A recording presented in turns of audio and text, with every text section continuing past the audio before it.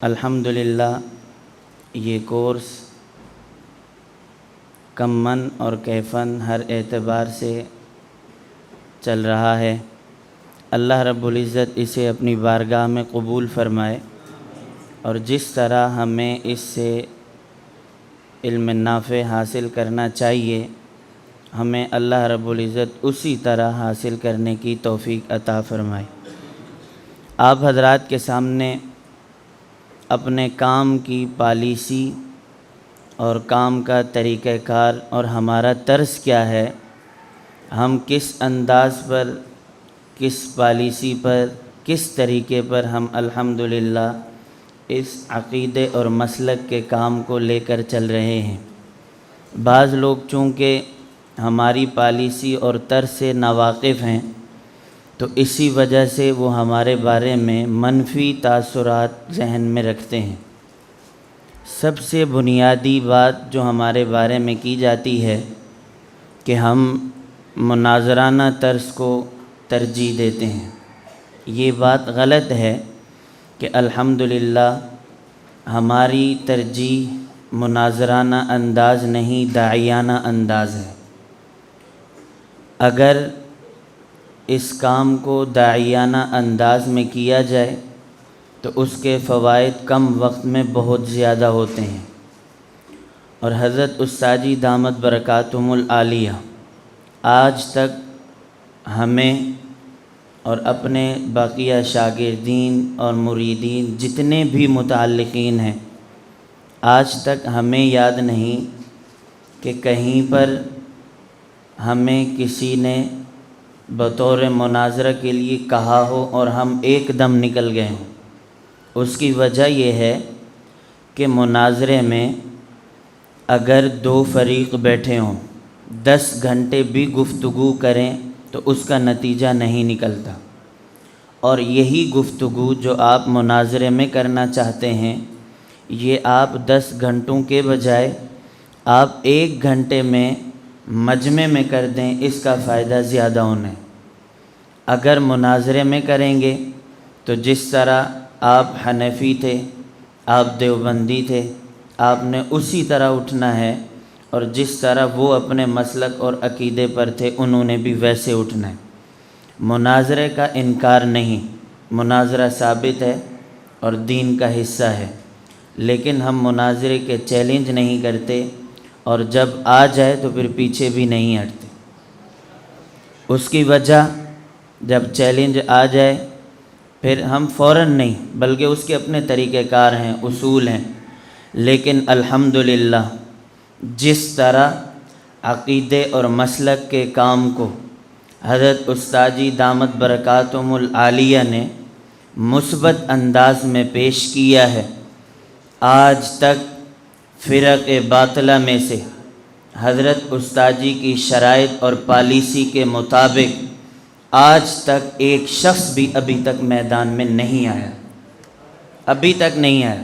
اس کی وجہ ہمارے اپنے اصول ہیں، ہم اپنے اصولوں کے پابند ہیں، ہمارے اپنے طریقہ کار ہیں، ہم اپنے طریقہ کار کے پابند ہیں، اور کہیں پر مسئلہ پیش آ جائے، ساتھیوں کا تقاضا ہو، تو ہم کہتے ہیں سب سے پہلے جن ساتھیوں کو یہ مسئلہ پیش آ رہا ہے آپ انہیں بٹھا لیں، ہم انہیں یہ بات سمجھا دیں گے۔ جن ساتھیوں کے ذہن میں سوالات ہیں، جنہیں الجھنے ہیں یا جنہیں دلائل سمجھنے ہیں، آپ 10 سے 15 افراد پر ایک نشست رکھ لیں، اور جو ساتھی بات سمجھنا چاہتے ہیں ہم سب سے پہلے ایک تربیتی نشست رکھ کر اپنے ساتھیوں کو بات سمجھا دیتے ہیں۔ اگر اس سے بھی معاملہ حل نہ ہو، پھر ہم کہتے ہیں اسی عنوان پر آپ اپنی مسجد میں درس قرآن رکھیں۔ اب یہ ساتھی بھی سمجھیں اور اس کے علاوہ جو مخالف ہیں وہ بھی سمجھیں، اور جو دلائل مخالف پیش کرنا چاہتا ہے ہم انہی دلائل کا جواب اسی درس قرآن میں دیں، اور ہم اپنے دلائل پیش کر کے اپنے سامعین کے ذہنوں سے الجھنیں ختم کریں اور ہم انہیں مطمئن کر سکیں۔ اگر یہاں تک، پہلی بات یہ ہے کہ جب معاملہ یہاں تک آتا ہے ساتھ ہی ہماری گفتگو بھی سنتے ہیں، دلائل بھی سنتے ہیں، تو مزید ذہن صاف ہو جاتا ہے، کسی بھی قسم کی کوئی الجھن باقی نہیں رہتی۔ اگر ان دو مرحلوں سے بھی معاملہ حل نہ ہو، پھر ہم کہتے ہیں شرائط مناظرہ کے مطابق اب آپ بسم اللہ کریں اور بات طے کریں۔ لیکن الحمدللہ آج تک ایسے ہوا نہیں ہے۔ اس کی وجہ کام کے طریقہ کار دو قسم کے، ایک یہ ہے کہ آپ مناظرہ کریں اور آپ 10 گھنٹے گفتگو کریں اور اس میں شور شرابہ ہو، وقت ضائع ہو اور نتیجہ بھی نہ نکلے، اور ایک یہ ہے کہ آپ شروع میں ہی ایسی گفتگو اور ایسا طریقہ اپنائیں کہ بات شروع ہی نہ ہو، وہیں پر ختم ہو جائے۔ میدان جہاد میں دو طریقہ کار ہیں، ایک یہ ہے کہ آپ مجاہدین اتاریں، آپ فوج اتاریں، اسلحہ سمیت اتاریں اور جنگ آمنے اور سامنے ہوں، اس میں ساتھی شہید ہوں، ان کے بھی قتل ہوں، یہ ایک مارگ۔ اور ایک یہ ہے کہ ابھی تک جنگ شروع ہی نہ ہوئی ہو، ساتھی بھی محفوظ رہیں، اسلحہ بھی بچ جائے اور جانیں بھی ضائع نہ ہوں، وقت بھی ضائع نہ ہو اور آپ میدان سے جنگ فتح کر لیں۔ تو کون سا طریقہ اچھا ہے؟ پہلا والا، وقت بھی ضائع نہ ہو اور آپ کی محنت بھی نہ لگے اور آپ کا اسلحہ بھی نہ استعمال ہو اور آپ کی ساری جانیں بھی بچ جائیں۔ تو ہم الحمدللہ کہ اس طرز پر ہم اس کام کو پوری دنیا میں اور الحمدللہ کراچی میں بھی ہم اسی طرز پر لے کر چل رہے ہیں، اسی طرز پر۔ آپ حضرات اگر ہمارے ساتھیوں سے خدمت لینا چاہیں، جیسے وقت کے حساب سے اب قربانی آ رہی ہے تو آپ مسائل قربانی پر درس قرآن رکھوائیں اپنی مساجد میں۔ ربیع الاول آ رہا ہے، آپ ربیع الاول کے حوالے سے جلسے نہیں، درس قرآن رکھو۔ جلسوں میں بات نہیں سمجھائی جاتی، درس قرآن میں بات سمجھائی جاتی ہے۔ اس سے آگے اگر محرم ہے آپ اس پر درس قرآن رکھیں، رمضان المبارک آ رہا ہے آپ اس سے پہلے مسائل رمضان المبارک پر اور فضائل پر آپ درس قرآن رکھیں۔ الحمدللہ یہ ترتیب چل بھی رہی ہے مختلف کراچی کے علاقوں میں، اور اس کے فوائد یہ ہوئے ہیں کہ ایک جگہ ہمارا درس قرآن چل رہا تھا سندھی مسلم سوسائٹی میں شار فیصل پر، تو وہاں پر ماہانہ ترتیب ہوتی ہے، تو رمضان المبارک کے آنے سے پہلے ہی ہم نے فضائل رمضان المبارک اور مسائل پر درس قرآن دے دیا۔ خود ساتھی بعد میں آئے اور کہا کہ آج تک ہمیں تراویح کا مسئلہ سمجھ نہیں آیا تھا، ہمیں آج سمجھ آ گیا۔ اس مسجد میں اس گزشتہ رمضان المبارک میں کسی نے بھی 8 رکعت تراویح نہیں پڑھی، کسی نے بھی نہیں، نہ بحث ہوئی، نہ مناظرہ ہوا، نہ گفتگو ہوئی، کچھ بھی نہیں ہوا۔ مجھے خود ساتھی کہنے لگے کہ یہاں پر پہلے کوئی 8 پڑھ کے چلا جاتا، کبھی بحث ہوتی، کبھی یہ ہوتا۔ اس رمضان المبارک میں بالکل بھی کسی ساتھی نے بھی 20 رکعت تراویح سے کم نہیں پڑھی۔ عذر ہو ایک الگ بات ہے، لیکن شرارت کے طور پر یا اس نیت سے کہ تراویح 8 بھی ہے اور وہ 8 پڑھ کے چلا گیا ہو، ایسے نہیں ہوا۔ تو الحمدللہ اس طرز کو ہم نے مثبت انداز میں لے کر چلے ہیں، اور اسی وجہ سے حضرت استاد جی دامت برکاتہم العالیہ کی محنت دیہات سے لے کر شہر، شہر سے لے کر صوبہ، صوبے سے لے کر پاکستان، پاکستان سے باہر نکل کر پوری دنیا میں یہ دعوت عام ہو گئی، پوری دنیا میں۔ ہمیں کہتے تھے شہر میں نہیں کرو، دیہات کی ضرورت۔ اگر یہ دیہات کی ضرورت تھی، شہر کی نہیں تھی، تو آج شہر میں اتنا بڑا مجمع کیسے؟ آج شہر میں کیسے؟ ہمیں ان چیزوں کی ضرورت ہے اور ہمیں سمجھنا بھی چاہیے۔ اور بنیادی مقصد جو ہے، سب سے پہلے اپنا عقیدہ، اپنا مسئلہ اور اپنا مسلک اپنے ساتھیوں کو سمجھاؤ، مخالف کو بعد میں سمجھاؤ۔ اپنے ساتھیوں کو اپنا عقیدہ، اپنا مسلک، ہمارے ساتھیوں کو ہمارا عقیدہ، ہمارا مسئلہ سمجھ نہیں آتا یا ان کے سامنے واضح نہیں ہوتا، تو پھر اس کی وجہ سے ہم شکوک اور شبہات میں مبتلا ہوتے ہیں۔ تو ہماری بنیادی پالیسی یہ ہے، مخالف کو بعد میں سمجھاؤ۔ ضروری نہیں کہ جہاں پر پھڈا ہو وہاں پر بات کرو، جہاں اختلافی مسائل کی ضرورت ہو وہاں پر بات کرو۔ ہم کہتے ہیں وہاں نہ کرو، پہلے اپنے ساتھیوں میں کرو، وہاں نہ کرو، پہلے اپنے مقتدیوں کو سمجھاؤ، وہاں نہ کرو، پہلے اپنے طلباء کو سمجھاؤ۔ آج یہ طلباء سمجھیں گے، کل کو یہی علماء بنیں گے، یہی امام بنیں گے، یہی خطیب بنیں گے، یہی واعظین بنیں گے، یہی مصنف بنیں گے، یہی مقرر بنیں گے، اور وقت کے سب سے بڑے متکلم بنیں گے۔ آپ آج سے انہیں تیار کرنا شروع کر دیں، 10 سال بعد یہ سارے متکلمین ہوں گے، 10 سال بعد۔ اور الحمدللہ ہم جس طرز پر اس محنت کو لے کر چل رہے ہیں، حضرت استاد جی جیسے فرمایا کرتے ہیں، ہم شرح صدر کے ساتھ چل رہے ہیں۔ ہمارے اوپر الزام، ہمیں پھر بھی پرواہ نہیں، ہمارے اوپر بہتان، ہمیں پھر بھی پرواہ نہیں، ہمارے اوپر کیچڑ اچھالیں، ہمیں پھر بھی برداشت نہیں۔ اس کی وجہ ہم اپنا عقیدہ، مسلک اہل سنت والجماعت احناف دیوبند کو برحق سمجھتے ہیں، اور ہم اس مسلک اور عقیدے کو دلائل کے ساتھ سمجھتے ہیں۔ اسی وجہ سے نہ ہمیں اپنے عقیدے پر شک ہے، نہ ہمیں اپنی دلیل پر شک ہے۔ ہمارا مسلک، ہمارا عقیدہ، ہمارا نظریہ بالکل سورج کی طرح، سورج کی روشنی کی طرح یہ بالکل واضح ہے۔ اسی وجہ سے بند کمرے میں نہیں، اسی وجہ سے صرف درس گاہ میں نہیں، اسی وجہ سے صرف طلباء میں نہیں، عوام میں بھی، اسکول اور کالج کے لوگوں میں بھی، یونیورسٹی کے لوگوں میں بھی، اور سوشل میڈیا پر بھی، چینلوں پر جا کر ہم اپنا عقیدہ کھلے دل کے ساتھ، کھلی دلیل کے ساتھ بیان بھی کرتے ہیں، اور انشاءاللہ العزیز کرتے بھی رہیں گے۔ ہمارے طلباء ساتھی، میں پھر کہتا ہوں، 2 کام کر لیں۔ نمبر 1، آپ اپنی منزل متعین کر لیں۔ آپ اولیٰ میں ہیں، آپ اعدادیہ میں ہیں۔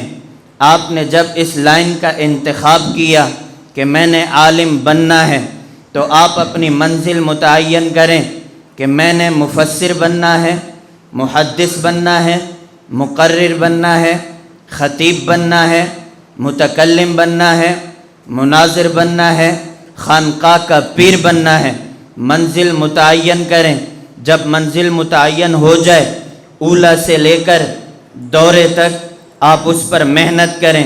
آپ کا ذوق ہے مفسر کا، آپ فن تفسیر پر کام کریں، اصول تفسیر پر آپ کام کریں، ابھی سے تفاسیر کا مطالعہ کریں، ان کی فہرستیں دیکھیں، قرآن مجید کی کتنی تفسیریں ہیں اور کس تفسیر کا کیا طرز ہے، اس کا مطالعہ کریں، اسے اپنے پاس بطور خلاصہ کے اولیٰ کے سال میں محفوظ رکھیں۔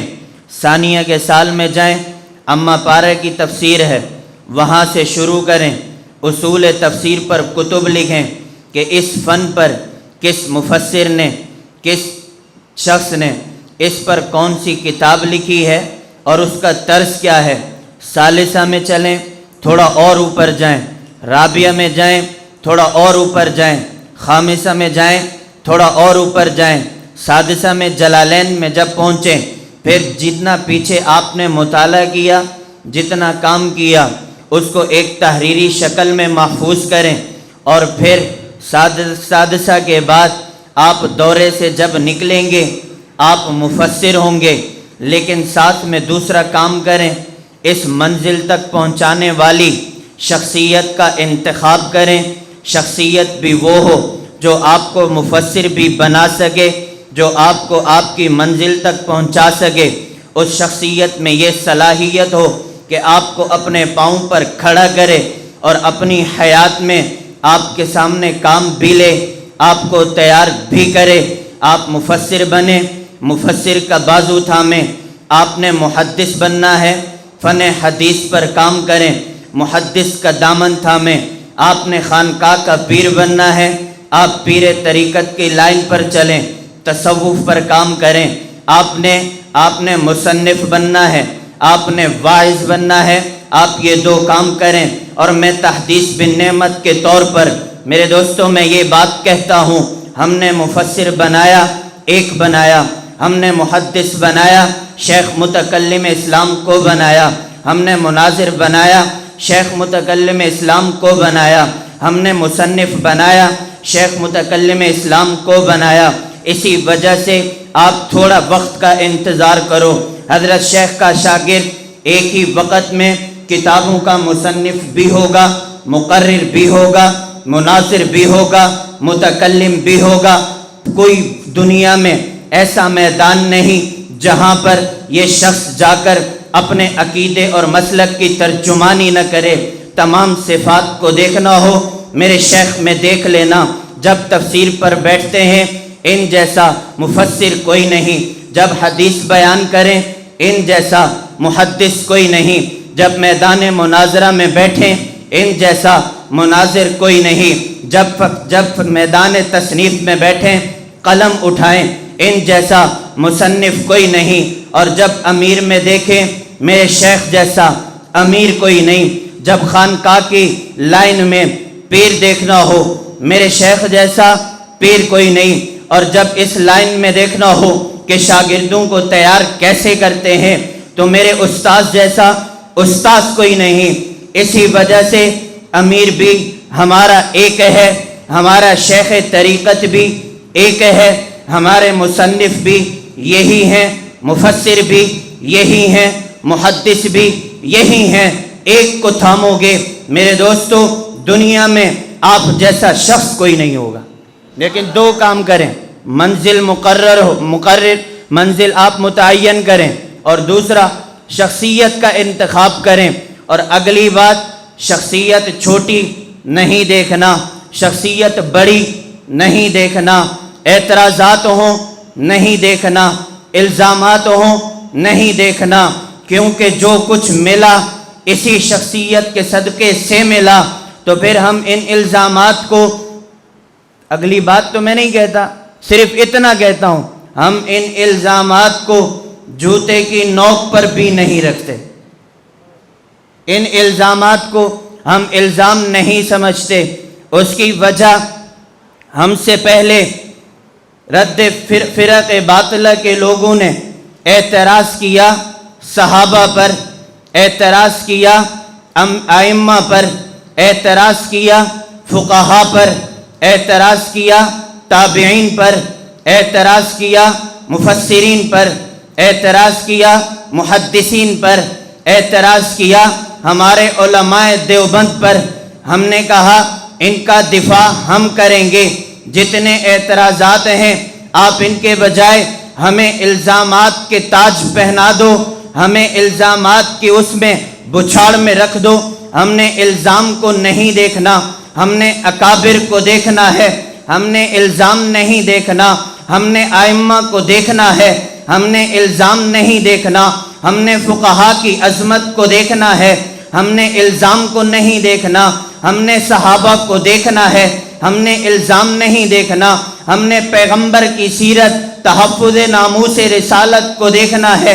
اسی وجہ سے ہمارا کام صرف ایک عقیدے پر نہیں، صرف ہمارا کام پیغمبر کی ختم نبوت پر نہیں، ہمارا کام پیغمبر کی ختم نبوت بھی ہے، صحابہ کی عظمت بھی ہے، فقہا کی عظمت بھی ہے، ائمہ کی عظمت بھی ہے، اور اس سے بڑھ کر علماء دیوبند کا دفاع بھی ہے۔ ہم سب کو اپنا سمجھتے ہیں، اسی وجہ سے ہم ایک عقیدے پر نہیں سارے عقیدوں پر کام کرتے ہیں۔ ہم تمام اکابرین کو اپنا سمجھتے ہیں، تمام فقہا کے مسائل کو اپنا مسئلہ سمجھتے ہیں۔ اسی وجہ سے ہم صرف دفاع فقہائے احناف میں امام اعظم ابو حنیفہ کا نہیں، امام شافعی کا دفاع بھی ہم کریں گے، امام احمد ابن حنبل کا دفاع بھی ہم کریں گے، امام مالک کا دفاع بھی ہم کریں گے۔ ہم ان ائمہ کو اہل سنت والجماعت میں سمجھتے ہیں، ہم نے ان کا دفاع بھی کرنا ہے۔ ایک شخص کہنے لگا مولانا صاحب آج کے دور میں کیا اپنے آپ کو اہل سنی کہنا، اپنے آپ کو والجماعت والا کہنا، کیا اپنے آپ کو حنفی کہنا، کیا اپنے آپ کو دیوبندی کہنا یہ ضروری ہے؟ کہاں لکھا ہے ہم نے کہا باقی جوابات بعد میں، لیکن ایک بات کا جواب ہمیں دیں، آپ کہاں رہتے ہیں؟ کہتے ہیں لانڈھی میں۔ ہم نے کہا کہاں رہتے ہیں؟ کہتے ہیں کراچی میں۔ ہم نے کہا کہاں رہتے ہیں؟ کہتے ہیں صوبہ سندھ میں۔ ہم نے کہا کہاں رہتے ہو؟ کہتے ہیں پاکستان میں۔ ہم یہ بات کہتے ہیں، کیا اپنے آپ کو بتانا ضروری ہے کہ میں پاکستانی ہوں؟ کیا اپنے آپ کو یہ بتانا ضروری ہے کہ میں صوبہ سندھ کا ہوں؟ کیا اپنے آپ کو یہ بتانا ضروری ہے میں کراچی کا ہوں؟ کیا اپنے آپ کا یہ بتانا ضروری ہے میں بینس کالونی میں ہوں؟ کہتا ہے مولانا صاحب یہ بات اس وقت تک سمجھ نہیں آئے گی، مجھے کوئی شخص پہچانے گا نہیں جب تک میں یہ سارا نظام اور یہ ساری باتیں نہ بتاؤں، سارے علاقے نہ بتاؤں۔ میں نے کہا کیوں؟ اس کی وجہ کیا ہے؟ کہتے ہیں کراچی میں شہر اور بھی ہیں، بینس کالونی بھی ہے، کراچی میں کلفٹن بھی ہے، کراچی میں بلدیہ ٹاؤن بھی ہے، کراچی میں ملیر بھی ہے، جب تک لانڈھی نہ بتاؤں تعارف نہیں ہوگا۔ میں نے کہا اس سے آگے؟ کہتا ہے پاکستان میں صوبہ سندھ میں ضلع کئی ہیں، کراچی بھی ہے، اس کے علاوہ بھی ہیں صوبہ سندھ میں۔ جب ہم اپنے آپ کو کراچی والا نہ کہیں تعارف نامکمل ہے، جب تک ہم اپنے آپ کو صوبہ سندھ والا نہ کہیں تعارف نامکمل ہے، جب تک اپنے آپ کو پاکستانی نہ کہیں تعارف نامکمل ہے۔ اس کی وجہ دنیا میں ممالک کئی ہیں، جب آپ سے کوئی پوچھے کہاں کے ہو؟ میں پاکستانی ہوں، صرف اتنا کہہ دینا کافی ہے، یا صرف اتنا کہو میں زمین پہ رہتا ہوں، آپ کا تعارف نامکمل۔ جب آپ کہیں گے کہ میں ملک پاکستان میں رہتا ہوں، پتہ یہ چلے گا آپ پاکستان کے ہیں، باقی ممالک سے آپ الگ ہو گئے۔ پاکستان میں کہاں کے ہیں؟ میں صوبہ سندھ کا ہوں، جب سندھ کا بتایا باقی صوبوں سے الگ ہو گئے۔ جب سندھ میں بتایا میں کراچی کا ہوں، باقی شہروں سے الگ ہو گئے۔ جب بتایا میں لانڈھی کا ہوں، پتہ یہ چلا باقی شہروں سے الگ ہے۔ اسی طرح ہم نے کہا آج کے دور میں اپنے آپ کو اہل سنت کہنا ضروری ہے، کیونکہ اہل بدعت بھی ہیں۔ جب تک اپنے آپ کو اہل سنت نہیں کہو گے، اہل بدعت سے الگ نہیں ہوں گے۔ اور نمبر 2، جب تک آپ اپنے آپ کو والجماعت والا نہیں کہو گے، آپ ان سے الگ نہیں ہوں گے کہ دنیا میں طبقہ وہ بھی ہے جو صحابہ کی عظمت کا قائل نہیں، صحابہ کا منکر ہے۔ آپ نے والجماعت کہا، آپ ان سے الگ ہو گئے۔ نمبر 3، دنیا میں کئی قسم کے فرقے ہیں، اور ایک فرقہ غیر مقلدیت کا فرقہ ہے، باقی فرقے بھی ہیں۔ ہم اپنے آپ کو حنفی کہتے ہیں، پتہ یہ چلا باقی ائمہ بھی ہیں، اس سے بڑھ کر فرقے بھی ہیں۔ ہم اپنے آپ کو حنفی کہیں گے، باقی ائمہ سے پتہ چلے گا ہم حنبلی نہیں، ہم مالکی نہیں، ہم شافعی نہیں، ہم حنفی ہیں۔ اور اس سے بڑھ کر آگے دنیا میں فرقے کئی تھے، اپنے آپ کو دیوبندی کہنے والے بھی بہت تھے، اپنے آپ کو جماعت المسلمین کہنے والے بھی بہت تھے، اپنے آپ کو فرقہ مسعود الدین عثمانی کہنے والے بھی بہت تھے، اپنے آپ کو بریلوی کہنے والے بھی بہت تھے۔ جب آپ نے دیوبندی بتایا تو تعارف مکمل ہوا۔ اسی وجہ سے ہم یہ بات کہتے ہیں، اپنے آپ کو مسلمان کہنا آج کے دور میں کافی نہیں، آگے وضاحت کرنی ہوگی۔ ہم اہل سنت بھی ہیں، ہم والجماعت بھی ہیں، ہم حنفی بھی ہیں، ہم دیوبندی بھی ہیں۔ جب تک وہاں شہر کے اعتبار سے مکمل تعارف نہ کراؤ، وہاں تعارف نامکمل ہے۔ جب تک یہاں دینی اعتبار سے پورا نام نہ لو، تعارف یہاں بھی نامکمل ہے، یہاں بھی تعارف نامکمل ہے۔ ہمیں اپنا تعارف کروانا ہوگا۔ اسی وجہ سے ہم یہ بات کہتے ہیں، ہم اہل سنت بھی ہیں، والجماعت بھی ہیں، حنفی بھی ہیں، دیوبندی بھی ہیں، اور ہمیں اس سے بدبو نہیں خوشبو آتی ہے، بدبو نہیں خوشبو آتی ہے۔ خوشبو آپ محسوس نہیں، ہم محسوس کر دیں۔ خوشبو تو وہ محسوس کرے جسے آتی ہو۔